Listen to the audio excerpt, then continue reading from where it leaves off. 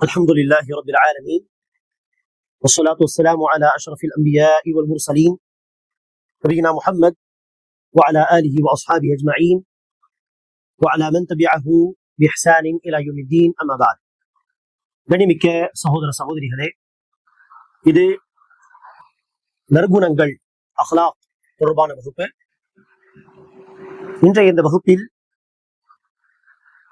முக்கியமான ஒரு ஹதீஸ், அந்த ஹதீஸின் அடிப்படையில் இரண்டு நற்குணங்களை குறித்து நாம் இன்ஷா அல்லாஹ் சில விஷயங்களை தெரிந்து கொள்வோம். இஸ்லாத்தின் போதனைகள் என்ன என்பதை பார்ப்போம். அந்த ஹதீஸ் தான் நபிகள் நாயகம் ஸல்லல்லாஹு அலைஹி வஸல்லம் அவர்கள் கூறினார்கள், லைஸ மின்னா மன் லம் யுஅக்கிர் கபீரனா வ லம் யர்ஹம் ஸகீரனா. எவர் நம்மில் பெரியவர்களை கண்ணியப்படுத்தவில்லையோ, மேலும் நம்மில் வயதில் சிறியவர்கள் மீது இரக்கம் காட்டவில்லையோ, அவர் நம்மை சார்ந்தவர் அல்ல. அதாவது நம்பிக்கை கொண்ட மக்கள், அல்லாஹ்வுக்கு முன்னால் கீழ்ப்படிந்த இஸ்லாத்தை ஏற்ற மக்களில் ஒருவர் அல்ல என்று அர்த்தம். அன்பானவர்களே, இரண்டு விஷயங்கள் நபிகள் நாயகம் இந்த ஹதீஸில் நமக்கு வலியுறுத்துகிறார். அதுதான் வயதில் மூத்தவர்களை கண்ணியப்படுத்துவது, வயதில் சிறியவர்கள் மீது இரக்கம் காட்டுவது. அதில் முதல் பகுதி வயதில் மூத்தவர்களை கண்ணியப்படுத்துவது. நபி ஸல்லல்லாஹு அலைஹி வஸல்லம் அவர்கள் இந்த விஷயத்திலே நமக்கு அழகிய முன்மாதிரியை, பல உதாரணங்களை விட்டு சென்றிருக்கிறார். அதில் ஒரு சில உதாரணங்களை பாருங்கள். ஒரு முறை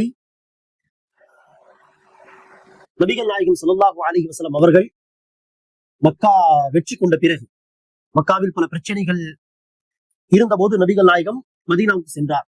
மதீனா போய் 8 வருடங்கள் கழித்து மக்காவை நபிகள் நாயகம் சஹாபா பெருமக்களை அழைத்து வந்து கைப்பற்றி வெற்றி கொண்ட பிறகு மக்காவில் தங்கியிருந்த நேரத்தில் நடந்த சம்பவம் என்ன? அபூபக்கர் சித்தீக் ரலியல்லாஹு அன்ஹு அவர்கள் தன்னுடைய தந்தை அபூ குஹாஃபா என்பவர், அபூ குஹாஃபா தன்னுடைய தந்தையை, மிக வயது முதிர்ந்தவர், வயோதிகம் அடைந்தவர், சொல்ல போனால் நடந்து கூட வர முடியாதவரால் அவரை சுமந்து தூக்கி கொண்டு வருகிறார். இந்த காட்சியை பார்த்தது நபி ஸல்லல்லாஹு அலைஹி அவர்கள், நீங்கள் சொல்லியிருந்தால் நான் வந்திருப்பேனே, ஏன் இந்த வயதானவரை நீங்கள் சிரமப்படுத்தி அழைத்து வந்தீர்கள்? சொல்லியிருந்தால் நான் வந்திருப்பேன், என்ன விஷயம்? அபூபக்கர் சொன்னார்கள், யா ரசூலல்லாஹ், என்னுடைய தந்தை கலிமா சொல்வதற்கு, இஸ்லாத்தை ஏற்றுக்கொள்வதற்கு தயாராக இருக்கிறார். கலிமா சொல்லித்தார்கள். நபி ஸல்லல்லாஹு அலைஹி அவர்கள் கலிமாவை சொல்லித் தந்தார். ஆக பாருங்கள், நீங்கள் சொல்லியிருந்தால் நான் வந்திருப்பேனே, பெரியவரை சிரமப்படுத்த வேண்டிய அவசியம் இல்லையே என்று நபி ஸல்லல்லாஹு அலைஹி வஸல்லம் சொன்னார்கள். ஆக பெரியவர்களுடைய கண்ணியம். நபி ஸல்லல்லாஹு அலைஹி வஸல்லம் அவர்கள் ஒரு ஹதீஸிலே சொல்கிறார்கள், இன்ன மின் இஜ்லாலில்லாஹ் இக்ராம திஷ் ஷைபத்தில் முஸ்லிம்.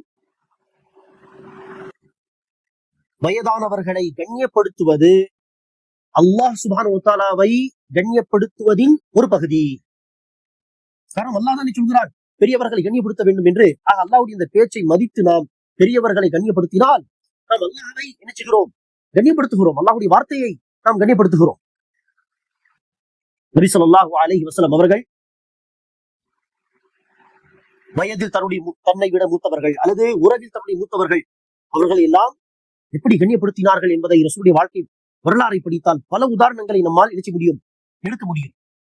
நபி ஸல்லல்லாஹு அலைஹி அவர்கள் ஒரு போர் செய்த பிறகு அந்த போரில் பல கைதிகள் பிடிப்பட்டார்கள், அடிமைகளாக வந்தார்கள், ஆண்களும் சரி பெண்களும் சரி. அதில் நபிகள் நாயகம் ஸல்லல்லாஹு அலைஹி வஸல்லம் அவர்களுடைய பால்குடி சகோதரி, வயதில் ரசூலை விட மூத்தவர் அநேகமாக, அவரும் வந்திருந்தார்கள். ஷைமா அவருடைய பெயர். அவர்கள் ரசூலுல்லாஹி அவர்களை சந்தித்து, நான் உங்களுடைய சகோதரி என்று சொல்ல ரசூலுக்கு ஞாபகம் வரவில்லை என்ன என்று. அப்போது அவர்கள் சொன்னார்கள், நான் தான் ஷைமா, சிறு வயதில் நீங்கள் என்னை இங்கு கடித்தீர்களே என்று அடையாளத்தை காட்டினார்கள். சின்ன பிள்ளையா இருந்தபோது ரசூல் அவர்கள் கடித்திருப்பார்கள். இதை காட்டிய பிறகு அவர்கள் ஞாபகம் வந்தது. உடனே நபி ஸல்லல்லாஹு அலைஹி அவர்கள் தன்னுடைய பெரிய சகோதரியை, பால்குடி சகோதரியை கண்ணியப்படுத்தி அவர்களை கண்ணியமாக ஊருக்கு அனுப்பி வைத்தார் என்று பார்க்கிறோம். இப்படி அன்பானவர்களை பல உதாரணங்களை நாம் என்ன செய்யலாம்? ரசூலுடைய வாழ்க்கை வரலாறு எடுக்கலாம். இன்னொரு உதாரணம் நபி தோழர்களுடைய வாழ்க்கையில் இருந்து இப்னு உமர் ரலியல்லாஹு அன்ஹுமா அவர்கள் சொல்கிறார்கள், ஒரு முறை நபி ஸல்லல்லாஹு அலைஹி அவர்கள் சஹாபா பெருமக்களிடம் ஒரு கேள்வி கேட்கிறார். என்ன கேள்வி என்றால், இறை நம்பிக்கையாளருடைய உதாரணம் ஒரு மரத்தை போன்றது, அந்த மரம் எது என்று நீங்கள் சொல்ல முடியுமா? இறை நம்பிக்கையாளர்களுடைய உதாரணம் ஒரு மரம் மாதிரி, அந்த மரம் எது என்று சொல்ல முடியுமா என்று கேட்க, எல்லோரும் ஈஸியான கேள்வி அது. அவர்கள் இருக்கக்கூடிய பகுதியில் அதிகமாக இருக்கக்கூடிய பேரிச்ச மரம் தான் அதற்கான உதாரணம், அந்த பதில். ஆனால் அதை விட்டு எங்கேயோ இருக்கக்கூடிய மரத்தின் பேரெல்லாம் சொன்னார்கள் சபையில் உள்ளவர்கள். இப்னு உமர் சொல்கிறார் தன்னுடைய தந்தையிடம், உமர் பின் கத்தாபிடம், இந்த கேள்வியை ரசூல் அவர்கள் சபையில் கேட்ட பொழுது எனக்கு பதில் தெரிந்திருந்தது. இருந்தாலும் வயதில் மூத்தவர்கள் எல்லாம் தப்பான பதிலை சொல்லிக் கொண்டிருக்கும் பொழுது நான் எப்படி அங்கு பேசுவது என்பதை நினைத்து நான் நினைச்சவில்லை, பதில் சொல்லவில்லை. அப்போது உமர் பின் கத்தாப், இப்னு உமருடைய தந்தை உமர் பின் கத்தாப் அவர்கள் சொன்னார்கள், நீ பதில் சொல்லியிருந்தால் அது எனக்கு எவ்வளவு சந்தோஷமான ஒரு விஷயமாக இருந்திருக்குமே என்று சொன்னார்கள். காரணம், மகன் ரசூல் அவர்களுடைய கேள்விக்கு சரியான பதில் சொல்லிவிட்டார் என்கிற ஒரு பெருமை இல்லையா தன் தகப்பனுக்கு. ஆனால் இப்னு உமருடைய ஸ்டாண்ட் என்ன, இப்னு உமருடைய நிலைப்பாடு என்ன, அதில் நமக்கு படிப்பினை உண்டு. பெரியவர்கள் பேசாமல் இருக்க நான் எப்படி பேசுவது? அன்பார்ந்தவர்களே, வயதில் நம்மை விட மூத்தவர் யாராக இருந்தாலும் அவர்களை நாம் கண்ணியப்படுத்த வேண்டும். அவர்களோடு பேசும் பொழுது கண்ணியமாக பேச வேண்டும். அவர்களோடு பேசும் பொழுது நம்முடைய குரல் அவர்களுடைய குரலை விட உயர்ந்து விடக் கூடாது, அதிகமாக கூடாது. அவர்கள் ஏதாவது சொன்னால் செவிதாழ்த்தி கேட்க வேண்டும்.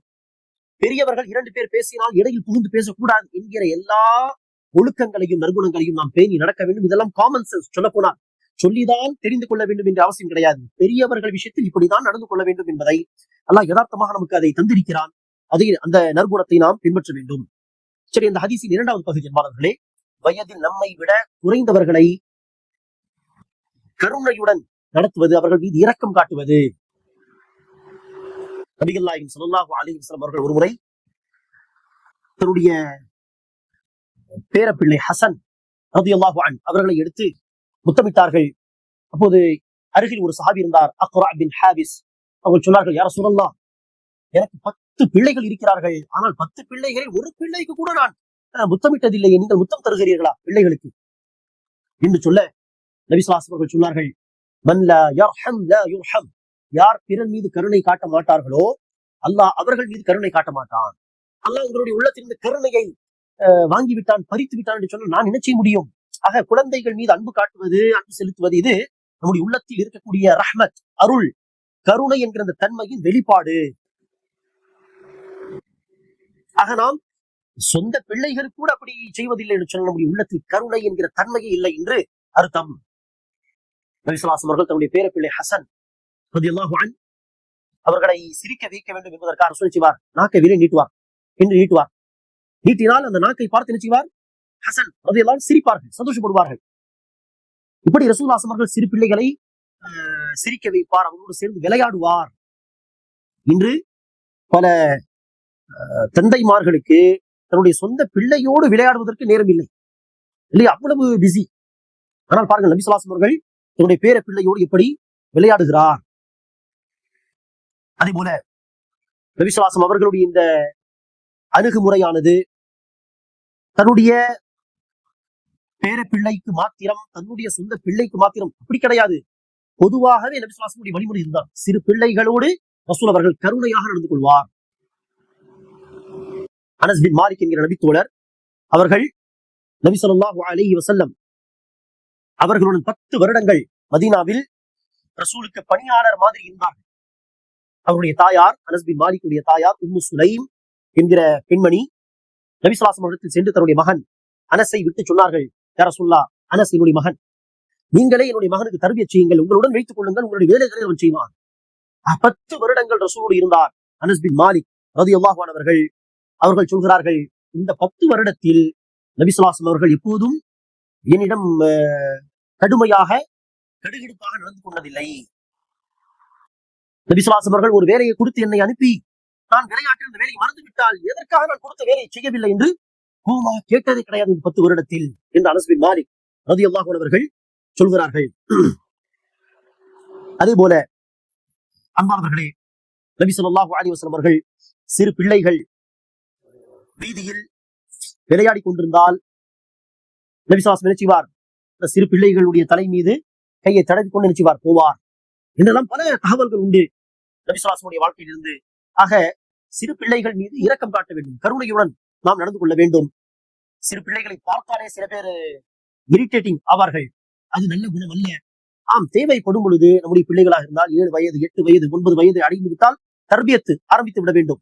குறிப்பாக 10 வயதை அடைந்த பிறகும் சொல் பேச்சு கேட்கவில்லை என்றால் தேவைப்படும் பொழுது கோவப்படுவதோ, தொழவில்லை என்று சொன்னால் லேசாக அடிப்பதோ இதற்கு அனுமதி உண்டு. ஆனால் பொதுவான நேரங்களிலே கருணை காட்டுவது, இரக்கம் காட்டுவது, இதுதான் என்னது சிறுவர்கள் விஷயத்தில் நாம் கடைபிடிக்க வேண்டிய ஒரு குணமாகும். ஆக இந்த ஹதீஸ் 2 முக்கியமான குணங்களை நமக்கு சொல்கிறார். ஒரு நற்குணம்தான் வயதில் மூத்தவர்களை கண்ணியப்படுத்துவது. இது மிக மிக அவசியம்.